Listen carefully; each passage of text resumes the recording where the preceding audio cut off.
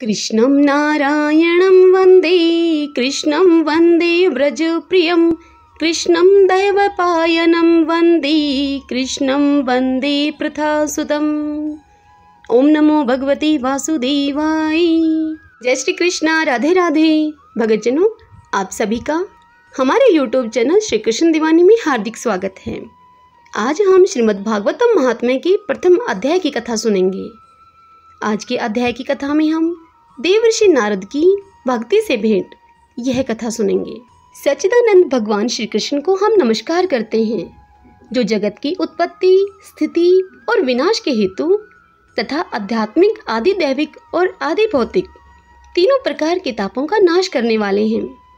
जिस समय श्री शुकदेव जी का यज्ञोपवीत संस्कार भी नहीं हुआ था तथा लौकिक वैदिक कर्मों के अनुष्ठान का अवसर भी नहीं आया था, तभी उन्हें अकेले ही संन्यास लेने के लिए घर से जाते हुए देखकर उनके पिता व्यास जी विरह से कातुर होकर उन्हें पुकारने लगे।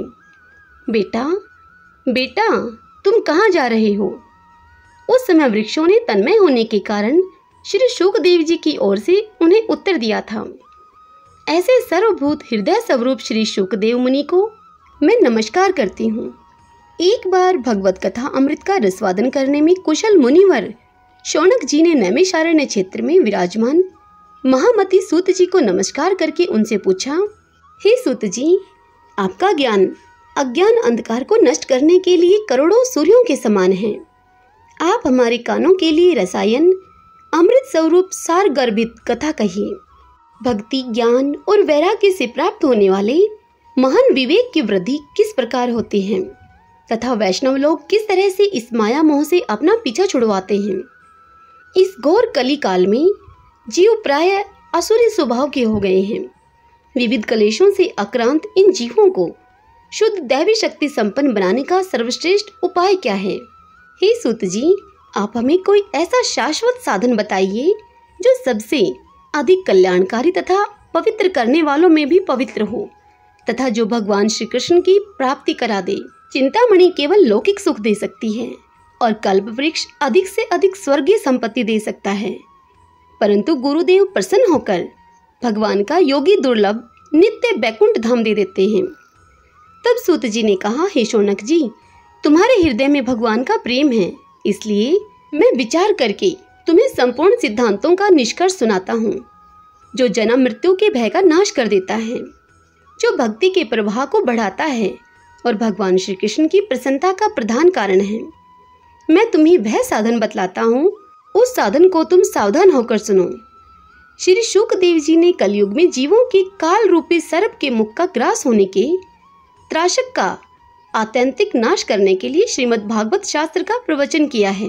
मन की शुद्धि के लिए इससे बढ़कर कोई साधन नहीं है। जब मनुष्य के जन्म जन्मांतर का पुण्य उदय होता है, तभी उसे इस भागवत शास्त्र की प्राप्ति होती है। जब सुखदेव जी राजा परीक्षित को यह कथा सुनाने के लिए सभा में विराजमान हुए, तब देवता लोग उनके पास अमृत का कलश लेकर आए। देवता अपना काम बनाने में बड़े कुशल होते हैं, अतः यहाँ भी सबने शुकदेव मुनि को नमस्कार करके कहा कि आप यह अमृत लेकर बदले में हमें कथा अमृत का दान दीजिए। इस प्रकार परस्पर विनिमय यानी कि अदला बदली हो जाने पर राजा परीक्षित अमृत का पान करें और हम सब श्रीमद् भागवत स्वरूप अमृत का पान करेंगे। इस संसार में कहाँ कांच और कहाँ महामूल्य मणि तथा कहाँ सुधा और कहाँ कथा। श्री शुकदेव जी ने यह सोचकर उस समय देवताओं की हंसी उड़ा दी। उन्हें भक्ति शून्य कथा का अनधिकारी जानकर कथा अमृत का दान नहीं किया। इस प्रकार यह श्रीमद् भागवत की कथा देवताओं को भी दुर्लभ है। पूर्व काल में श्रीमद् भागवत के श्रवण से ही राजा परीक्षित की मुक्ति देखकर ब्रह्मा जी को भी बड़ा आश्चर्य हुआ था। उन्होंने सत्यलोक में तराजू बांधकर सब साधनों को तोला। अन्य सभी साधन तोल में हल्के पड़ गए। अपने महत्व के कारण भागवत ही सबसे भारी रहा। यह देखकर सभी ऋषियों को बड़ा विस्मय हुआ। उन्होंने कलयुग में इस भगवद रूप भागवत शास्त्र को ही पढ़ने सुनने से तत्काल मोक्ष देने वाला निश्चय किया। सप्ताह विधि से श्रवण करने पर यह निश्चय भक्ति प्रदान करता है। पूर्व काल में इसे दयापरायण सनकादि ने देव ऋषि नारद को सुनाया था। यद्यपि देव ऋषि ने पहले ब्रह्मा जी के मुख से इसे श्रवण कर लिया था, तथापि सप्ताह श्रवण की विधि तो उन्हें सनकादि नहीं बताई थी। इतनी बात सुनकर शौनक जी ने फिर से पूछा, हे सूत जी, सांसारिक प्रपंच से मुक्त एवं विचरणशील नारद जी का सनकादि के साथ संयोग कहाँ हुआ और विधि विधान के श्रवण में उनकी प्रीति कैसे हुई? तब सूत जी ने उन्हें कहा कि अब मैं तुम्हें वह भक्तिपूर्ण कथांक सुनाता हूँ जो श्री शुकदेव जी ने मुझे अपना अनन्य शिष्य जानकर एकांत में सुनाया था। एक दिन विशालापुरी में वे चारों निर्मल ऋषि सत्संग के लिए आए। वहां उन्होंने नारद जी को देखा। सनकादि ने पूछा कि हे ब्राह्मण, आपका मुख उदास क्यों हो रहा है? आप चिंता आतुर कैसे हैं? इतनी जल्दी जल्दी आप कहाँ जा रहे हैं और आपका आगमन कहाँ से हो रहा है? इस समय तो आप उस पुरुष के समान व्याकुल जान पड़ते हैं जिसका सारा धन लूट लिया गया हो। आप जैसे आसक्ति रहित पुरुषों के लिए यह उचित नहीं है। इसका कारण आप बताइए। तब नारद जी ने कहा कि मैं सर्वोत्तम लोक समझकर पृथ्वी लोक में आया था। यहाँ पुष्कर, प्रयाग, काशी, गोदावरी, हरिद्वार, कुरुक्षेत्र, श्रीरंग और सेतुबंध आदि कई तीर्थों में मैं इधर उधर विचरता रहा, किंतु मुझे कहीं भी मन को संतोष देने वाली शांति नहीं मिली। इस समय अधर्म के सहायक कलयुग ने सारी पृथ्वी को पीड़ित कर रखा है। अब यहाँ सत्य, तप, सोच अर्थात बाहर भीतर की पवित्रता, दया, दान आदि कुछ भी नहीं है। बेचारे जीव केवल अपना पेट पालन में लगे हुए हैं। वे असत्यभाषी, आलसी, मंदबुद्धि, भाग्यहीन, उपद्रवग्रस्त हो गए हैं। जो साधु संत कहे जाते हैं वे पूरे पाखंडी हो गए हैं।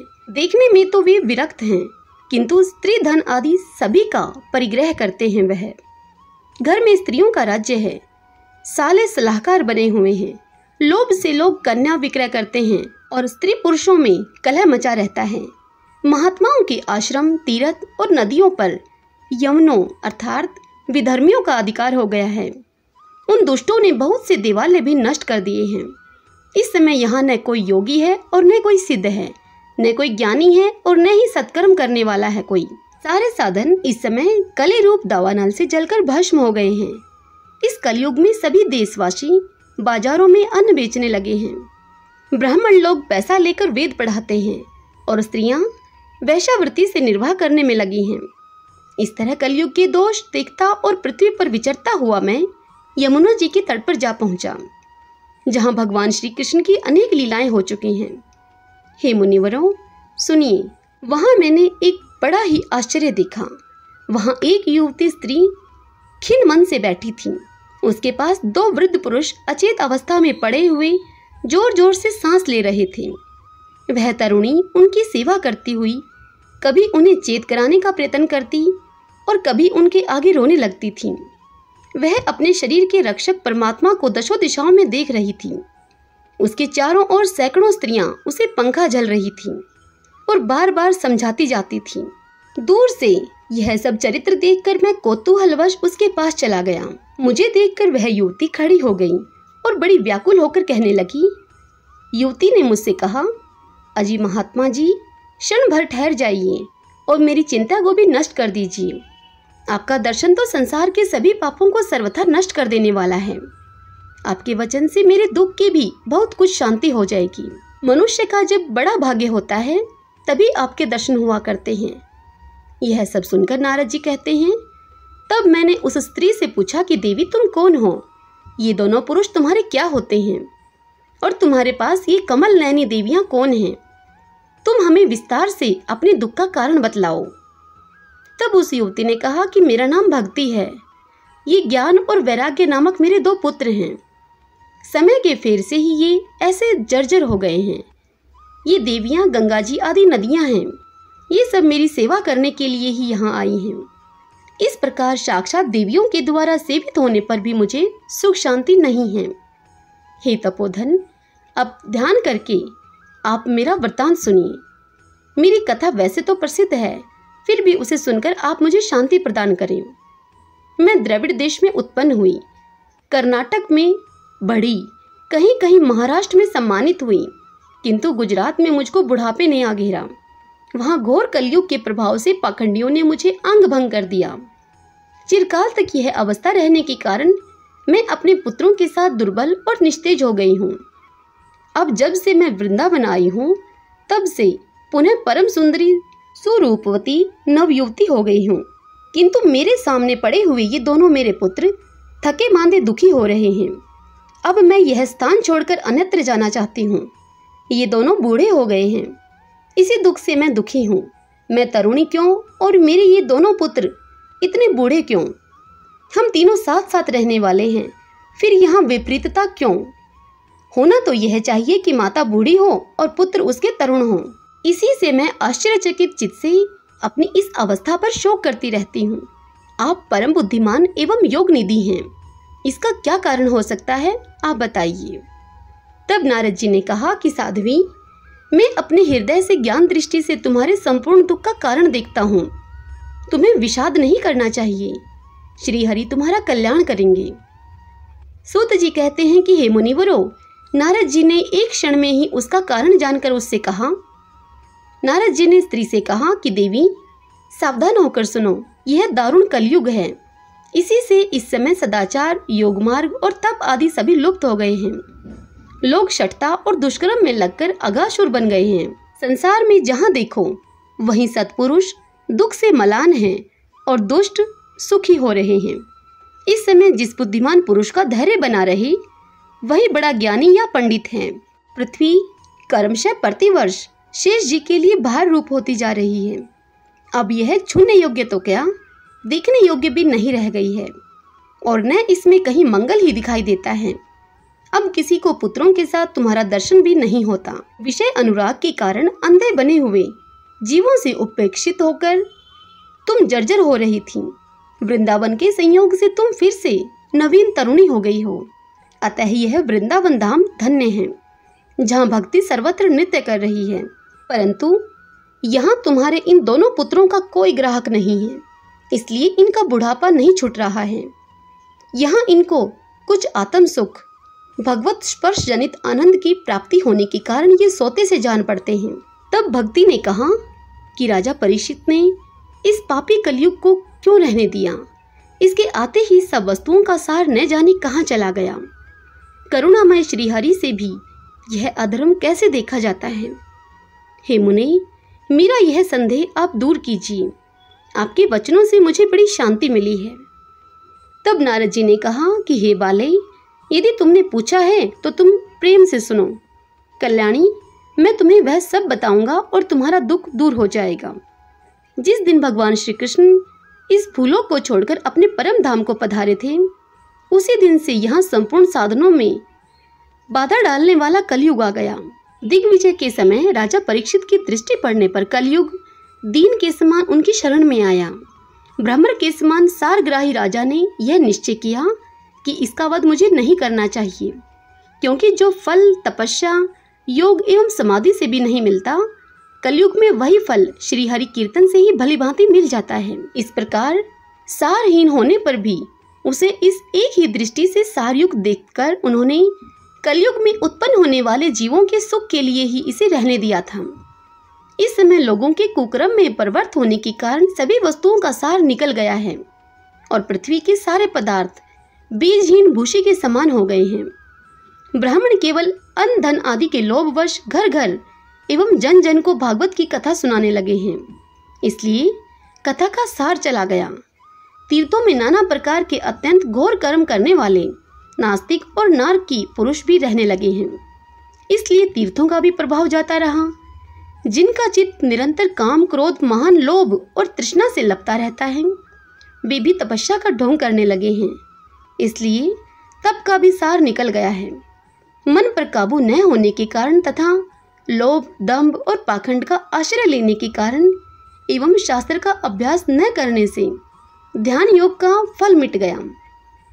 पंडितों की यह दशा है कि वे अपनी स्त्रियों के साथ पशु की तरह रमण करते हैं।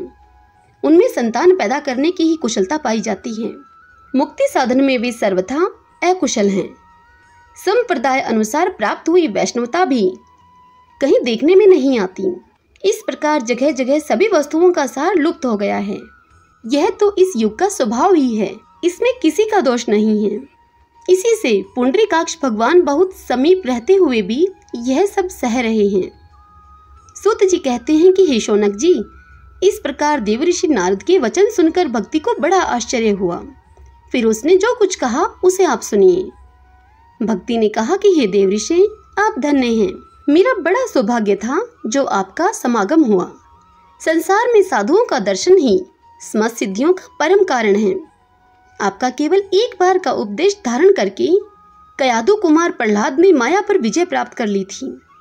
ध्रुव ने भी आपकी कृपा से ही ध्रुव पद प्राप्त किया था। आप सर्वमंगलमय और साक्षात श्री ब्रह्मा जी के पुत्र हैं। मैं आपको नमस्कार करती हूँ। हरि ओम तत्सत। भक्तजनों, श्रीमद् भागवत महापुराण की इस अध्याय की यह कथा यहीं संपूर्ण होती है।